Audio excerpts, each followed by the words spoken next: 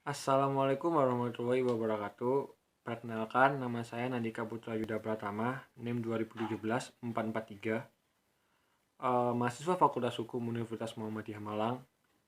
Saya di sini untuk mengerjakan tugas mata kuliah MAPS kelas E dosen pengampu Budino. Oke. Pada kesempatan kali ini saya ingin mereview buku saya, yaitu buku di sini, tentang arbitrase dan mediasi di Indonesia, karya Gatot Sumimartono. Baik, nanti di link deskripsi YouTube saya ada link di situ, linknya itu nanti saya masukkan untuk langsung menuju ke bukunya. Oke. Selanjutnya saya akan masuk ke penjelasan bukunya. Yang pertama itu kata arbitrase berasal dari bahasa Latin, yaitu arbitrare, yang artinya kekuasaan untuk menyelesaikan suatu menurut kebijaksanaan.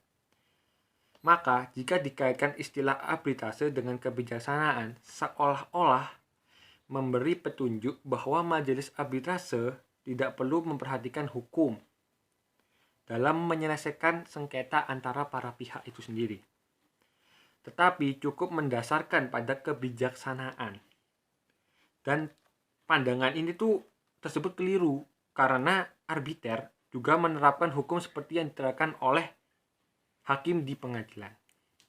Selanjutnya, dalam memeriksa dan memutus suatu sengketa, arbiter itu atau majelis arbitrase selalu mendasarkan diri pada hukum, yaitu hukum yang telah dipilih oleh para pihak yang bersengketa, atau bahasa gaulnya bisa disebut choice of law.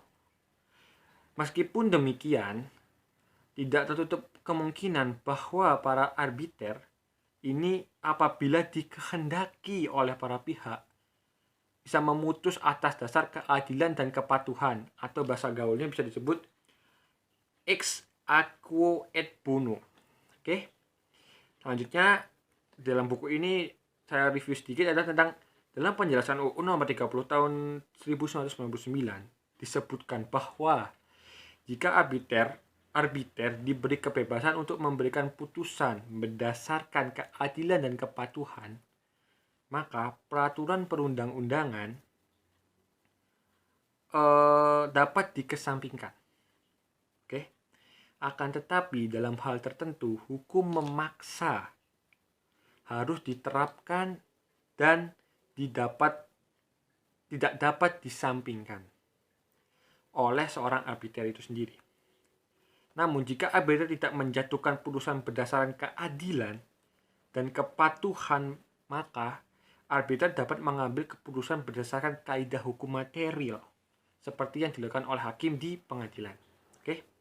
Selanjutnya. Nah, secara umum arbitrase ini adalah suatu proses di mana dua pihak atau lebih menyerahkan sengketa mereka kepada satu orang atau lebih yang imparsial. Apa imparsial? Imparsial adalah arbiternya itu sendiri untuk memperoleh suatu putusan yang final. Oke. Terus dan mengikat atau dijatuhkan. Maka dari itu ada 3 hal yang harus kita pahami. Yang pertama adanya suatu sengketa. Yang kedua ada kesepakatan untuk menyerahkan ke pihak ketiga. Dan yang ketiga ada putusan final dan mengikat dan dapat dijatuhkan. Sedangkan definisi lain dari arbitrase yaitu suatu tindakan hukum di mana ada pihak yang menyerahkan sengketa atau selisih pendapat antara 2 orang atau lebih maupun 2 kelompok atau lebih kepada seseorang atau beberapa ahli yang disepakati bersama dengan tujuan memperoleh suatu keputusan final dan yang mengikat. Sama aja sebenarnya. Intinya adalah memiliki keputusan final dan mengikat. Oke. Selanjutnya, arbitrase ad hoc dan institusi. Oke. Penyelesaian sengketa melalui arbitrase, baik arbitrase ad hoc atau sementara bersifat sementara maupun sebuah badan permanen yaitu institusi, merupakan praktik yang sudah sangat lama dikenal. Oke. Dalam sebuah perdagangan. Demikian pula perbedaan referensi mengenai arbitrase ad hoc sebagai lawan dari arbitrase institusi. Oke. Setelah diterima, dan ini sudah telah diterima menjadi bagian penting dalam kegiatan arbitrase nasional dan internasional itu sendiri. Oke, lanjut. Selanjutnya di dalam buku ini juga disebutkan untuk mengantisipasi timbulnya persoalan di kemudian harinya yang terkait dengan proses persidangan dan pelaksanaan putusan arbitrase telah diakui secara internasional, termasuk juga Indonesia, teman-teman. Oke. Bahwa dalam menyusun klausul arbitrase perlu diperhatikan beberapa hal. Di antaranya, satu, pilihan hukum. Pilihan hukum itu sendiri, teman-teman. Maksudnya gini, mengingat sistem hukum nasional yang beragam, maka klausul pilihan hukum ini membuat arbiter bisa mendirikan hukum nasional tertentu untuk mengharuskan putusannya didasarkan pada hukum yang dipilih oleh para pihak itu sendiri. Oke. Yang kedua adalah ketentuan penggantian. Contoh seperti melakukan penyitaan atau perintah untuk menahan diri bagi para pihak, terus dapat diperoleh dengan mengajukan permohonan kepada arbiter itu sendiri. Oke. Yang ketiga adalah ketentuan escrow. Maksudnya, kalian masih bingung escrow itu apa? Maksudnya ialah para pihak perlu memastikan pembayaran dengan mewajibkan pembentukan dana yang disimpan oleh pihak ketiga. Karena biasanya proses arbitrase ini sangat besar biayanya. Khususnya juga arbitrase internasional itu sendiri. Oke. Selanjutnya kita masuk ke adalah hukum acara arbitrase itu sendiri.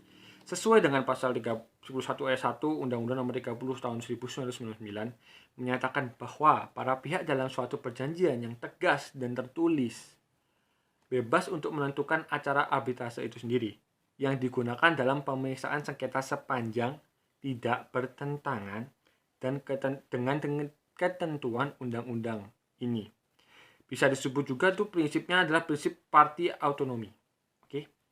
Selanjutnya, sedangkan dalam ayat 3 menyebutkan bahwa dalam hal para pihak telah memilih acara arbitrase sebagaimana dimaksud dalam ayat 1, harus ada kesepakatan mengenai ketentuan jangka waktunya dan tempat diselenggarakan arbitrase ini, teman-teman.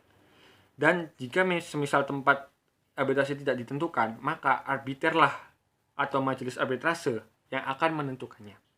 Oke. Selanjutnya, sedangkan dalam praktiknya, selain menentukan batas waktu untuk penyelenggaraan arbitrase dan putusan arbitrase, sehubungan dengan hukum acara, para pihak juga harus menyepakati ada tidaknya hak banding itu sendiri, serta menyatakan apakah arbitrase akan dilakukan secara ex aequo et bono ataukah berdasarkan aturan-aturan hukum secara yang sangat ketat itu sendiri, teman-teman. Sedangkan beberapa hal yang berhubungan dengan proses acara arbitrase dan perlu dipahami oleh para pihak harus dipahami juga sih. Contohnya seperti permohonan arbitrase, tempat arbitrase, pilihan hukum dan bahasa, masalah penunjukan arbiter, kewenangan arbitrase, putusan arbitrase, dan biaya arbitrase itu sendiri. Ini review yang saya ketik dan review saya rangkum dari bukunya Bapak Gatot Soemartono yang judulnya Arbitrase dan Mediasi Indonesia. Ini yang saya rangkum, yang bisa saya sampaikan ke teman-teman semua. Mungkin itu yang bisa saya sampaikan, kurang lebihnya saya mohon maaf. Jika ada satu kata yang saya kurang, saya juga mohon maaf lagi. Jangan lupa di like, comment, and subscribe. Oke, terima kasih. Thank you guys.